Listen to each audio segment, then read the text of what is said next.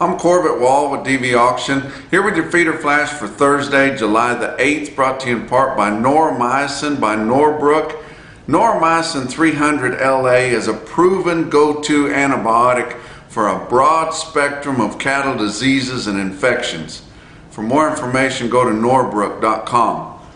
I'm shaking my head here mid to late week as I made a mistake, and rarely do I ever do that, but I made a mistake on our last visit. I was looking at a pretty decent movement in negotiated cattle during the holiday week last week, going into some weeks here where we don't have any holidays, and there's been pretty good clearance of your shelves of beef, and figuring that the packers were going to need some cattle, and we're kind of getting into the point where our market ready supplies are manageable.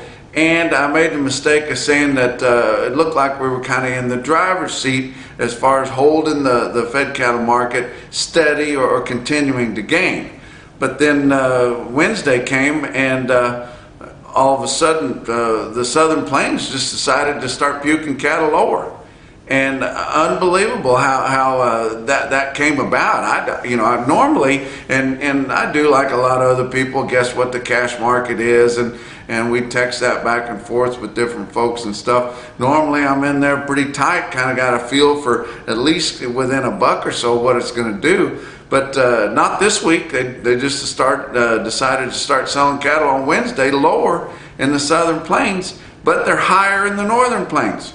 We've got at least a $5 difference now between the Northern Plains and Southern Plains, and you can't make me believe that it's not because the Northern Plains still has negotiated trade and the Southern Plains basically doesn't. And the fact that there is negotiated trade in the Northern Plains means that not all the packers' needs are met right away, coming into a week, knowing that they don't need hardly any cattle because they do have negotiated trade and they have to get out there and buy cattle, means that they end up having some price discovery and having some competition, albeit very small, but they're able to negotiate a better price. And Southern Plains basically is not doing any trading at all, and particularly in Texas, my home state. There's just not hardly anything going on down there in negotiated cash. And you wonder, well, why is that? Nobody does it anymore. We've heard several people come out and preaching about how great these AMAs, these alternative marketing agreements are, and everybody is involved in one. Either that, or they're just waiting to schedule in some grid cattle. There's no negotiated trade hardly at all outside of consolidated beef producers. They still market cattle negotiated cash each week. They still are trying each week to have their cash pool where they have a sealed bid, and they're inviting people that aren't even members of consolidated beef producers to join in the cash pool at a very, very minimal fee there, and they're trying to get something done. And they are marketing for several different lots and several different feeders, but outside of consolidated beef producers, who's selling negotiated cash in Texas? Hardly anybody. I guarantee you could put Casey Bradshaw, that negotiates those Texas cattle for CBP, put him and all the other negotiated sellers, and you could fit them in a crew cab pickup. They're that few guys. Nobody's doing it. We don't have farmer feeders down there. And you see what's happening. We're getting this big disparage between the Northern Plains, where there is some negotiation, and the Southern Plains, where there's not any. And it's more than just the fact that they're a little bit tighter on supplies of market-ready cattle in the North. We've seen that your packers are always anxious to go down into at least Kansas and buy some cattle and pay more freight than the difference between the cattle cost, just to keep that base price low and haul them up to their needs in the Northern Plains. But now we're looking at a big disparage, and we think, what the heck is going on? Well, also shaking my head, we have seen the hottest feeder cattle auctions that we've seen in a long, long time here this week. We got our big videos going on. I tell you what, they're hot. Moods are great. Everybody getting involved there. Demand is good. Bidding activity is good. We're seeing some of our big summer grass yearling specials starting this week. They're all hot. You know, everybody's excited in there because their corn's it's still going to cost more than it has for several years, but not as high as what they were thinking because corn was down the limit to start the week out. So, you know, it's just a big disparage and leaving me shaking my head here. But, you know, and you think, well, what is the deal here? Well, you know, marketing feeder cattle is fun.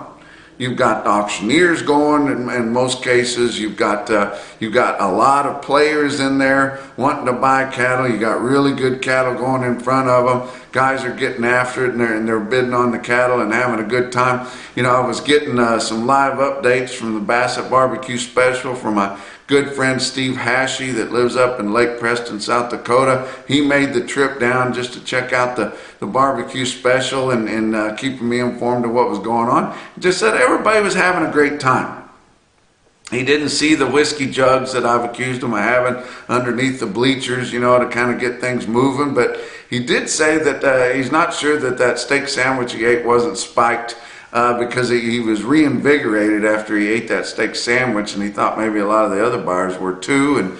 And told me at least one buyer there, he thought it made a difference on his bidding demand, whether or not the rancher's wife was attractive and if she was there on the seats and was looking pretty decent that day, because it seemed to make a difference to him. But you know, people are just having a good time. They're jovial. They're enjoying it. It's a fun way to market their product, whether you're on the buying end or the selling end. And people just kept sending me pictures of scoreboards and sale barns all across the country. Look how much he's brought. Can't believe what they did here. You know, and everybody had a grin on their face and was happy.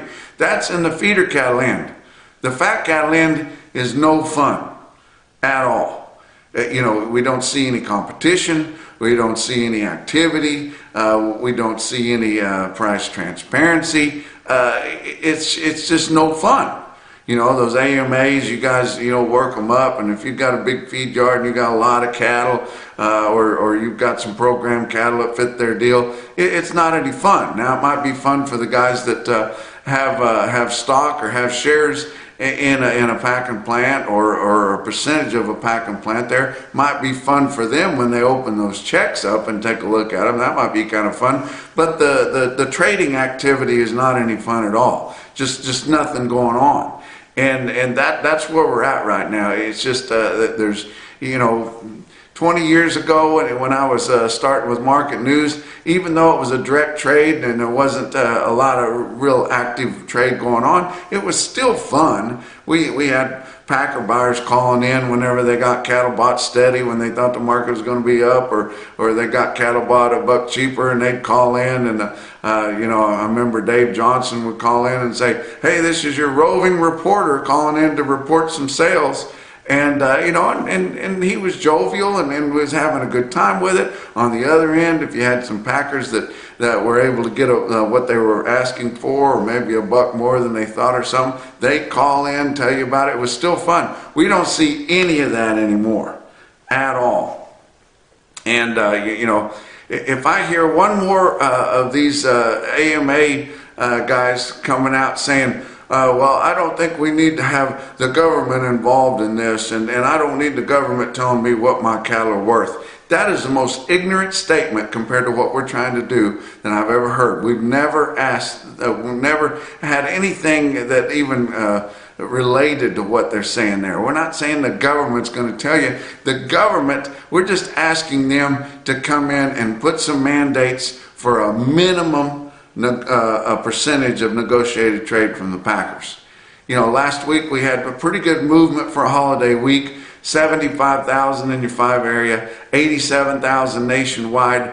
And we typically, on a good week, which we're in a non-holiday week this week, we usually harvest around 500,000 fed steers and heifers. So at that 87,000 nationwide, that's about 17.5% of those cattle were negotiated cash.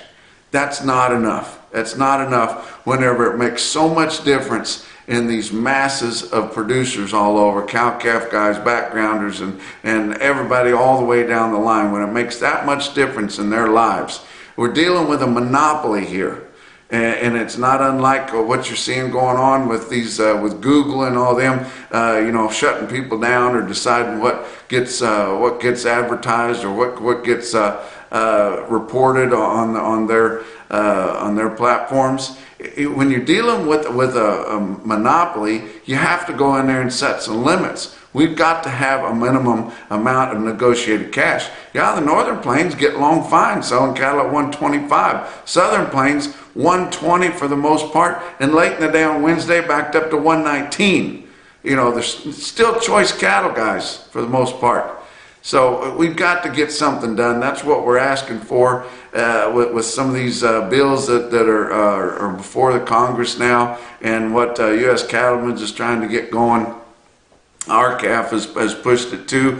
Like I said on our last visit, we got to give RCAF credit for preaching as long as they have about this truth in labeling on beef. And so we're finally starting to see something happen there. And apparently Mr. Magoo is going to sign something maybe this week or next week that's an executive order that Tom Vilsack started. He said we were going to look top to bottom on this product of USA on these beef packages when they've used loopholes to go in there and get water buffalo from Uruguay or something like that and bring it in, do a minimum amount of processing, and then put a label on it that says product of the USA.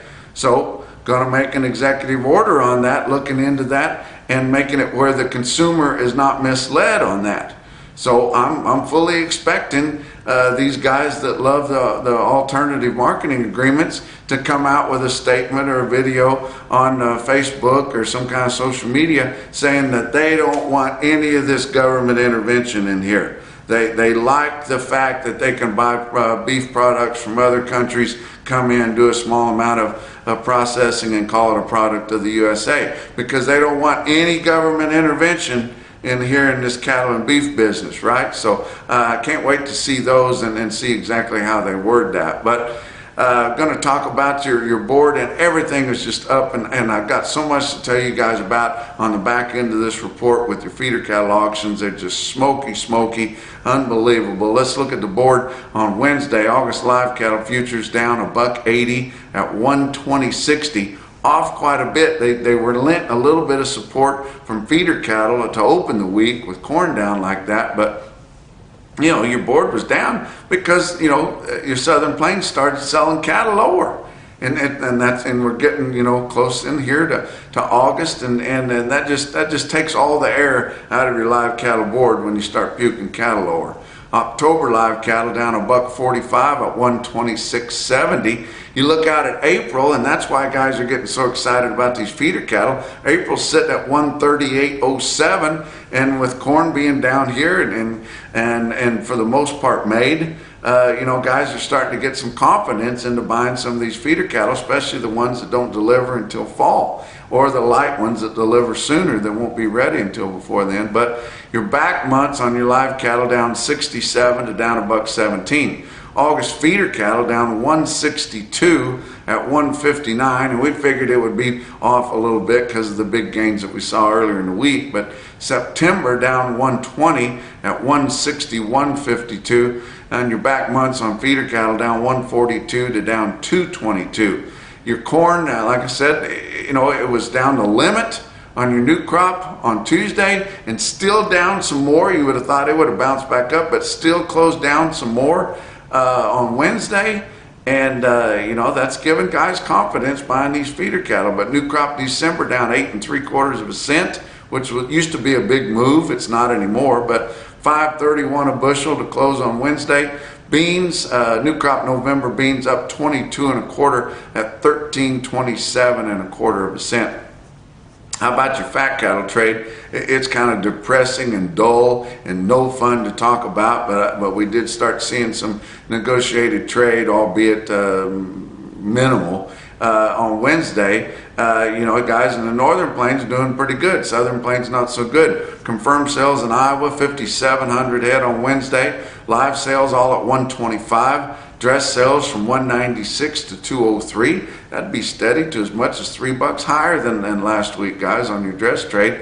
Nebraska, 5,200 head confirmed sales on Wednesday, 125 live, 196 to 202 on a dress basis. Kansas, pretty good movement for the way things are, 7,400 head, 119 to 122 live, mostly 120. That's lower, guys. And then Texas, where we don't have any price discovery, 6,900 head confirmed, 119 to mostly 120, but the 119 was mostly all that was available late in the day.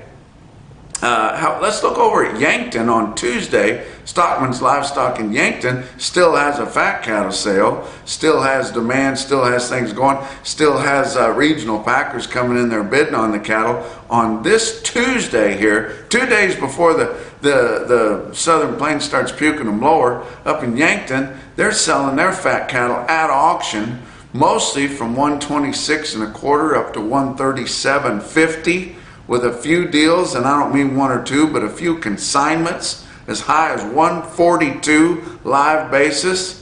You think we don't need to have some competition in this market?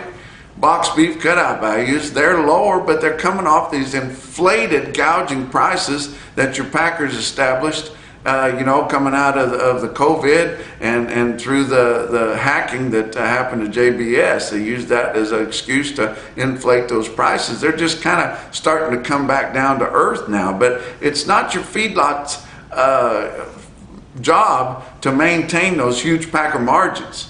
Just because they're coming off of these inflated levels doesn't mean that we have to back up our fat cattle price. But choice cuts on Wednesday afternoon, 284.90 down $1.78. Selects 262.08 down 123. Your slaughter's hard to compare because a year ago we didn't have a holiday this week, so it's going to be hard to compare that, so no need to look at it too close. Let's talk about some of the big videos that are going on this week. Guys are having fun there. It's an active deal. People are proud to bring their cattle in, come watch them sell. Guys are excited to come in and get them bought, for another round. But 188,000 plus on the week in the Rockies with Superior Livestock. I want to tell you about the Gary Reeser cattle from Thedford, Nebraska. That's up in the Sand Hills of Nebraska. These are calves. And it's been the way for the last 20 or 30 years for these big outfits to sell balling calves at the top of the market, and some of these small producers scattered around to other parts of the country are saying, hey, you're telling me I got to wean my cattle for a long time and get them all their shots before I can get anywhere close to a top price. Meanwhile, these big outfits, established ranches, selling calves, and they sort them from the cows at delivery day. I think that's starting to change a little bit. But you look at some weaned calves sold for fall delivery on Wednesday there at Superior Livestock. Those Gary Reeser cattle, Thedford, Nebraska, 220 head of weaned steers. The only program they had on them was VAC 45. They had their shots and they're 45 days or more weaned. None of the other deals, but program calves aren't that big a deal. Program yearlings are a big deal. But 220 weaned steer calves for November delivery, base weight of 500 pounds at $205.50. And that is significantly higher than they were selling the ballers. And I'm glad to see that. How about Cattle Country Video? It was held in Torrington Livestock Market there on Tuesday. Good video sale, 13,800 head. How about the Monahan Ranch program steers? 205 head of them with a 770 pound base weight for September delivery, $175.50. Let's talk about your brick and mortar sale barns, and that's where the rubber meets the road. And I've seen recently where it said that 75% of the cattle in this country are still sold at auction at some point in their life. And without any kind of a competition or an auction, for the most part, when they're fed, it's happening when they're calves or yearlings, and it's an active market, and your fed cattle market is not active. But your real-time index on DV auction based on an 800-pound steer up through the middle 12 states, just like your CME index, but it's up to date and current all the time. Your real-time index late in the day on Wednesday, 154.17 based on an 800-pound steer. That was up $8.66 from just Tuesday's trade. Now you look at the latest CME cash feeder cattle index that was available, so it's sitting at 145.72, You know, your RTI is a precursor to that, guys. Next time it comes out, whenever they get the sales rounded up and decide to put it out, it's going to be almost 10 bucks higher than that. So take that information with you. Look at your big sales. And don't forget, Joplin Regional Stockyards is having a special here today on Thursday. They didn't have their Monday sale. Got people wanting to market cattle, so they got together and they threw a Thursday special in there. Going to be a lot of nice cattle, a lot of big consignments. Don't forget to get on there. You can watch it on dvauction.com. And when Joplin throws a sale together at a short notice, still get 4,500 heads, what they're expecting, guys. Also, Valentine's having a big special up there, and it's liable to be even that much higher than what we saw on Wednesday, the way things are going. But you guys, be sure and get your orders into those sales. How about your big sales on Wednesday? OKC West, El Reno, Oklahoma. They had a smoky sale last week. I was there and couldn't believe what some of those big cattle weighing in the 9s and the 10s were bringing. But this week, of course, coming off a holiday like that, only 2,700 head. But still, compared to just last week's smoky sale, feeder steers 6 to 8 bucks higher. Feeder heifers $2 to $5 higher. Wow. How about Green City Livestock Marketing in Green City, Missouri? That's north central Missouri, up in the Green Hills there. They had a smoky special. It's not as big as what it was 10 years ago. I was one of the sales I used to love to go to when I lived up in that country. But not as many backgrounders in that part of the state as we used to see. But still a pretty good sale. A lot of strings, a lot of load lots. But stick out sale there at Green City was 68 head of steers, weighed 860 at 157.35 on Wednesday, and also seeing your small packages of calves getting pretty smoky there. Had an order by our friend there, sent me a quote on just a small jag of steers, 20 head of them, weighed 555 pounds at $2 a pound. We're back there, guys. How about a sale in the Southern Plains where these cattle are bought in a competitive market, going to be fed somewhere down there local, and then no competition whenever they get fat. But Texhoma Livestock Exchange, my friend Ashley Nolan's recently bought into that sale and sells it too, and doing a great job there. He sold 2 loads of the Mitchell cattle, local cattle around Texhoma there off grass. 2 loads of steers weighed 805 pounds at 156.85. We got to tell you about that Bassett barbecue special, and like I said, my phone was just filling up with pictures of Bassett's scoreboard, and I told the guys out there, and it's just amazing. I knew a lot of people in the crowd, and they're snapping me pictures, and you know, about every minute or two I'm getting another one and another one. But I had my good friend Tom Walters there, still works for USDA Market News, and on the federal side he's one of about 2 or 3 of those guys left that still kind of knows what they're doing and has respect to the industry, and I'm glad he was there. He went up there because he knew it was a big sale and it was important for him to be there, and made a good call there compared to 2 weeks ago. But that's not really a stretch since we had a holiday last week. But compared to 2 weeks ago, the calves in Bassett $3 to $11 higher, the yearlings $5 to $13 higher. Wow. Look at this automated market report from Cattle Market Central. This includes all the cattle that went through the ring there, over 7,800 head of them. And look at these big time quotes, and they all look like high individual quotes to me, but I'm going to give you several of the weight ranges there out of Bassett. How about 481 head of the 5-weight steers, average 558 with an average price of 191.14. Wow. 690 head of the 6-weight steers in Bassett, average 652 at 178.55. Nearly 1,954 head of 7-weight steers in Bassett. Talk to the guys, all the yearlings are green, and most all those calves, those fall-born calves, were weaned and turned out. So, you know, that's the difference. Weaned and shut up, commodity fed, not a big deal. Weaned and turned back out, that's as close to a yearling as you can get. But 954 head of the 7-weight, and they'd be mostly calves, weighed 753 on the average with a weighted average price of 171.74. 1,382 head of the 8-weight yearling green steers coming through Bassett averaged 844 at 162.72 on the weighted average price. And then 1,729 head of 9-weight steers in Bassett had a weight average of 942 and a weighted average price of 156.16. Those all seem like top coats to me, but the one that I pulled out fell outside of our automated marker report. Your Zach Tran top quote for the day out of Bassett, Nebraska, 110 head of 1,000-pound feeder steers bring 153 1/4. And that's your feeder flash for Thursday.